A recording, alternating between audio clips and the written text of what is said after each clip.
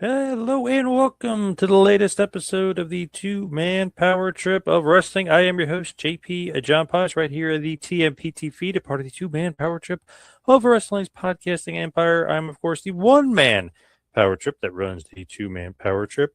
Here lately, we've been doing a lot of top tens, and today will be no different as we're doing a top 10 AJ Styles matches in New Japan Pro Wrestling. Before we get to that, got to mention, follow me on Twitter and Instagram at Two Man Power Trip. Check out the website, patreon.com/TMPT Empire, and go to TeePublic, tpublic.com/store/TMPT.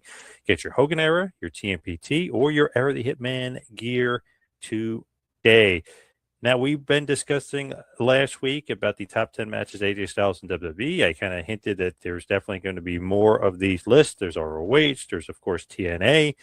And maybe one of my most fun runs in wrestling would be AJ Styles' run in New Japan Pro Wrestling. Got to be honest, around 2014 or so, CM Punk's gone. Daniel Bryan is getting a big push, but then he gets injured. There's not a lot of good stuff going on in pro wrestling in that year. TNA was kind of struggling a bit. Ring of Honor really lost its touch. Just did not like that era as much as some past eras. Here's the thing, though. AJ Styles leaves TNA, and you're kind of like, wow, okay, maybe I might be done with TNA for a while, because he was kind of one of the main reasons to watch TNA. He was the god of TNA, if you will. The guy definitely sat upon Mount Rushmore there. So it's like, wow, as a wrestling fan, what am I going to watch here? Boom. He has a shock appearance, shows up in New Japan Pro Wrestling. Not only does he show up, he wins the IWGP title in his first match, and boom, we are off to the races. Just what a freaking run. You got May from 2014 all the way till January of 2016 at Wrestle Kingdom. Then, of course, he wrestles New Year's Dash. Him and Omega beat Nakamura Yoshihashi. Omega turns on AJ Styles. He takes full control of the Bullet Club. And then, of course, like we talked about last week, he heads to WWE and he debuts at Royal Rumble 2016. And then, of course, like I mentioned, and everybody knows here, he is now retired, and he got retired by Gunther at Royal Rumble 2026. So basically exactly a nice 10-year run in the WWE for AJ Styles. A phenomenal run, some might say. But this run here in New Japan Pro Wrestling is epic. I mean, it is just unbelievable. I had a hard time doing the top 10 matches. I know he had probably in those 2 years less than 100 matches for New Japan. If you really want to, look at it, probably more, maybe more towards 80, 85 or so. But man, doing a top 10 was almost impossible, just because there's so many great matches that he had in New Japan. He was just on fire, kind of resurrected my love of the game, my love of wrestling. Although really, if you look at New Japan at that point, they were starting to get real hot. The Bullet Club, obviously with Prince Devitt, they were starting to get some momentum. Bullet Club starting to get hot. Okada, the Rainmaker, he's their biggest draw over there. He got super hot. Tanahashi, obviously, still the man. There was a huge draw for them. So New Japan was really, really starting to hit their stride and really get hot at this point in time. But man, when AJ Styles comes in, Devitt is gone, and he takes over the Bullet Club. You could say it was Carl Anderson as well, but really when AJ's there and he takes over the Bullet Club, man, does New Japan business skyrocket. The Bullet Club skyrockets. I feel like that's the Bullet Club we all know and love, and that's really when everybody started getting into the Bullet Club and doing the Too Sweet and all the NWO references and stuff. I feel like it was hugely a part of AJ Styles and a huge part of this run. Man, what a run. And you want to talk about, top 10 and doing all those stuff. I have to mention the G1 Climax in 2014, G1 Climax 2015. I could have picked a ton of matches from each one of those, in the many different opponents that he had. Really only going to talk about them a little bit, and they're going to be on this list just a tiny bit. They could have been on more, and I could have added more.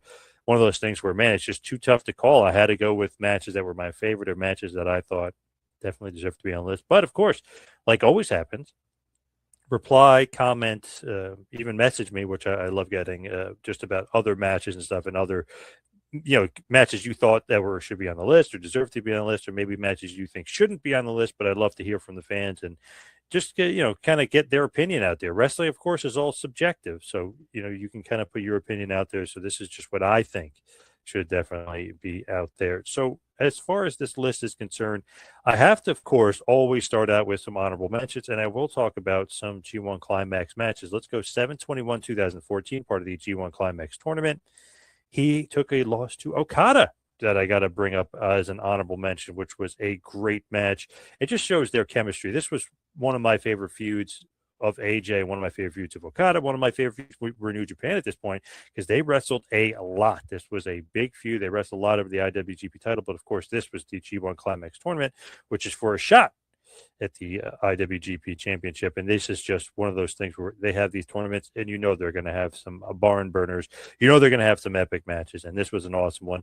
Just another awesome match in the series between AJ and Okada that definitely could have made the top 10. But I have so many other Okada matches a part of the top 10. I feel like maybe that would have been overkill, or maybe it would have been perhaps too many matches with Okada in the top 10. So that's just an honorable mention that I wanted to put out there. G1 Climax 2014 was July 21st of that year, a loss for AJ. Then, of course, the next honorable mention I'm going to throw out there is G1 Climax this year from 2015. Easily could have been put on this list. Another guy he had a great feud with in New Japan, and even a little mini feud in TNA with as well. And that, of course, is Hiroshi Tanahashi. Again, another loss for AJ, part of the G1 Climax tournament. This was held August 14th, 2015, a part of the tournament. Now, this is another one that easily could have made the top 10, easily could have made the list there. And again, Tanahashi will be on the top 10 a bunch of other times. So it's one of those things where I didn't want to kind of overdo it quite a bit as far as the G1 Climax tournament and all the matches. Also didn't want to overdo it with the Tanahashi matches or even the Okada matches, just because I felt like there were so many on the list as there was. So you're going to hear from them as far as being in the top 10. But again, a loss to Hiroshi Tanahashi, the G1 Climax 2015, which was on August 14th of that year. Those are the two honorable mentions. Now let's go to the top 10. Top 10, the number 10 match. It's got to be the return of AJ Styles, like I just mentioned, New Japan Pro Wrestling, May 3rd, 2014. Kind of changed the landscape, not only for me, really getting back into New Japan, really kind of getting back into ROH, because ROH had that team up with New Japan. They would come to the Hammerstein. I was at that show. AJ versus Elgin versus Okada in a three-way for the IWGP title, which was a great stuff. Not on this list, of course, because more of a Ring of Honor match, but great match and a lot of fun that night. Huge sold-out crowd at the Hammerstein. But here is where he wins the IWGP title. He beats Okada at Dontaku 2014. Huge win, not only for AJ Styles, but a huge win for the Bullet Club. This really, in my mind, I know you could say the Fergal Devitt, the Prince Devitt incarnation was the startup of the group, but this was the one that really put the Bullet Club on the map.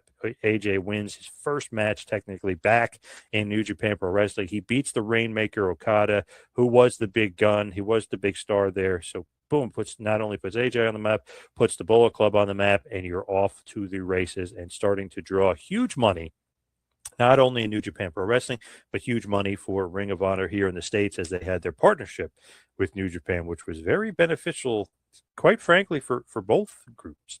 So next up, we have, again, let's go Okada, and let's go a rematch. Back to Yokohama at the Yokohama Arena. This was May 25th, 2014. This IWGP title rematch. AJ wins again. He retains his title, beats Okada in another classic. These two just show the unbelievable chemistry and the awesome matches that they're able to have with each other. I know so many people out there, they love Okada Omega. And I know obviously Dave Meltzer and a lot of the Figure Four online and a lot of the Wrestling Observer community loves those matches and thinks they're the best. I got to say, I like AJ Okada better. I feel like they had a different style to them, maybe a little bit slower. Maybe that's why some of the fans didn't take to it, but there's more selling.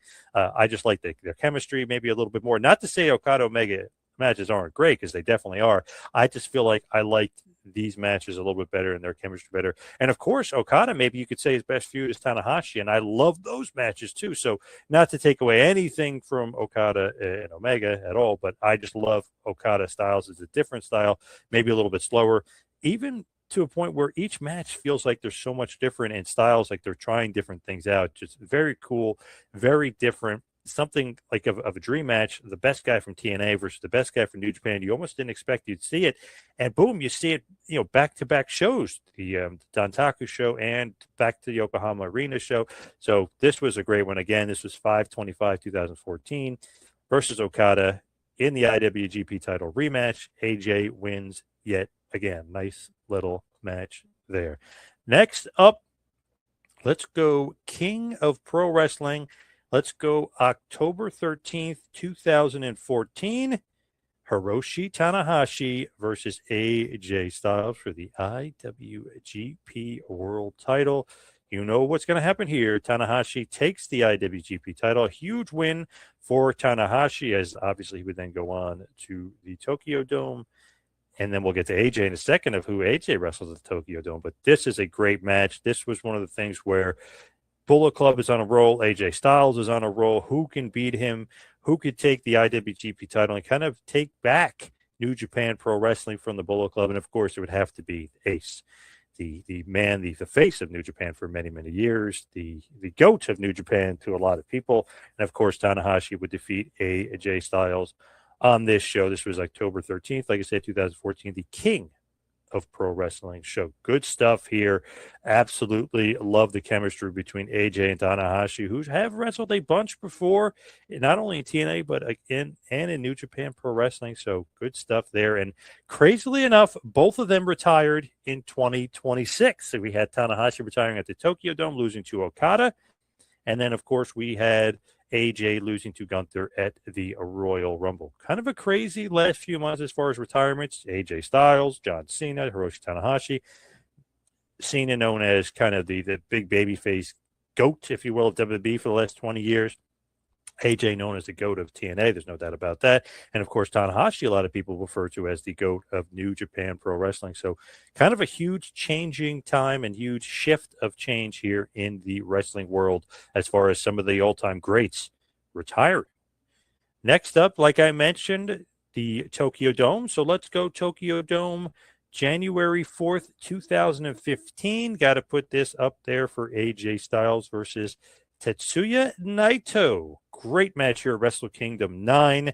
Man, what a show it was. Love that show. Love Wrestle Kingdom 9. This is when New Japan was really rocking and rolling. Of course, you'd have to give AJ Styles a big high-profile match for his Wrestle Kingdom show where he was just kind of running the show with the Bullet Club. Then, of course, who better than Naito?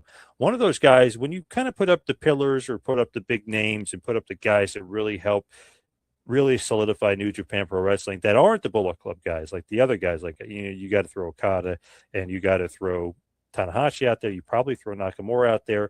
The other fourth pillar you'd have to throw up there would be Naito, who was just a awesome over talent.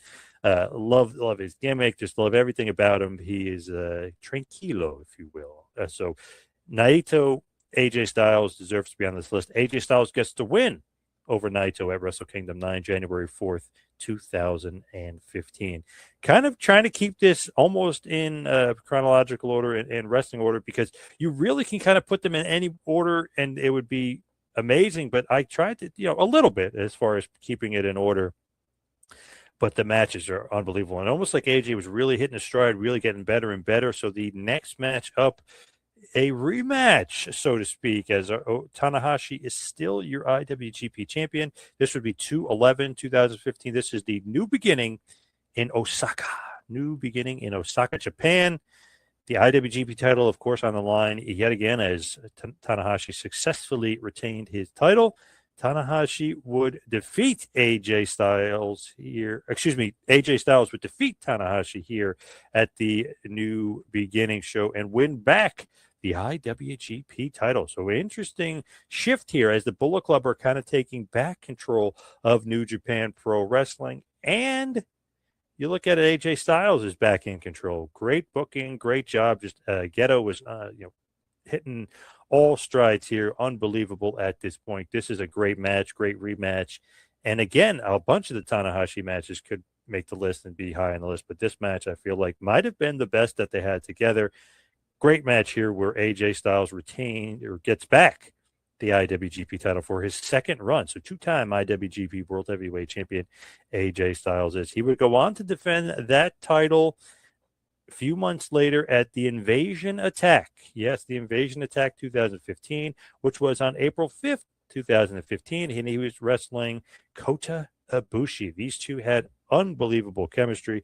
Great match here. Ibushi now, hopefully he gets better. We saw him at the Tanahashi retirement show, not moving around too well. He broke his femur bone in his leg, working a match against Josh Alexander in AEW. Man, crazy. Fell basically from the top rope right to the floor and broke his leg. He split his femur in half. Just sad thing for Kota Ibushi. But back here in 2015, boy, was he moving fast, and boy, was he in his prime. And AJ working his ass off to keep up with him. So great stuff here from both these guys.